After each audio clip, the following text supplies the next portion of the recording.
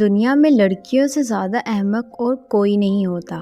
خوش فہمی کا آغاز اور اختتام ہم پر ہی ہوتا ہے۔ ساری عمر ہم محبت کی بیساکھیوں کا انتظار کرتی رہتی ہیں تاکہ زندگی کی ریس شروع کر سکیں۔